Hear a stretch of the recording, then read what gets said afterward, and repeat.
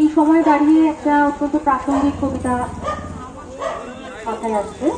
কবি আর্যদীপর লেখা বিকর্ণ।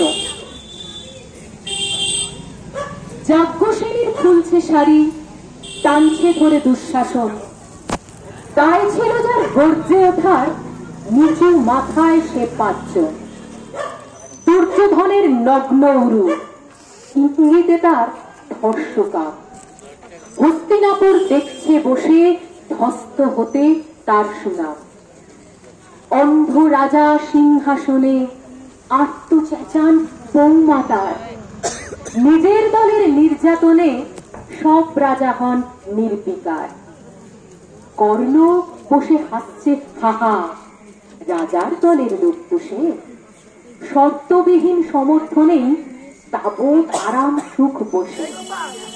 বিশ্ব দ্রোণ কৃপ নীরব, সরকারি লোক হাজার হোক। রাজার কথাই তোমার কথা, তুমি যখন রাজার লোক।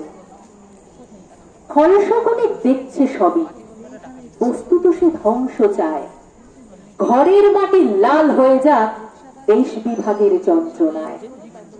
সুশীল সভায় ঘটছে যখন রাজ অপরাধ জঘন্য, ঠিক তখনই তার বিরোধে চেঁচিয়ে ওঠেন বিকর্ণ।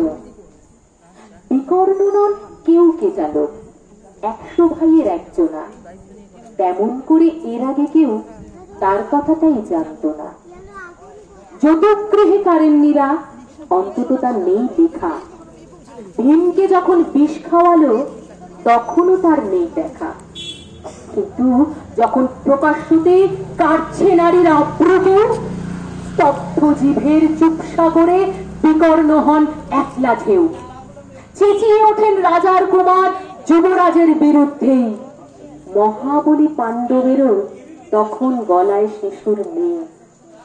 রাজা যখন নীরব থেকে সায় দিয়ে যায় ধর্ষণে, ঠিক তখনই সমস্ত যুগ বিকর্ণদের শর্ষণে। আমরা যারা কিচ্ছুটি নেই, একটি মুঠো ভোট কেবল, অত্যাচারের সামনে এলে সঙ্গীত শুধুই চোখের জল। পোষ্য ভাবে যাবনা চেবাই, অন্ধ এবং নিকর্ণ। প্রার্থনা থাক আমরা যেন এক পার হই বিকর্ণ। মরার আগে হতেই হবে রাজার সভায় বিকর্ণ। প্রার্থনা থাক আমরা যেন একবার হই বিকর্ণ।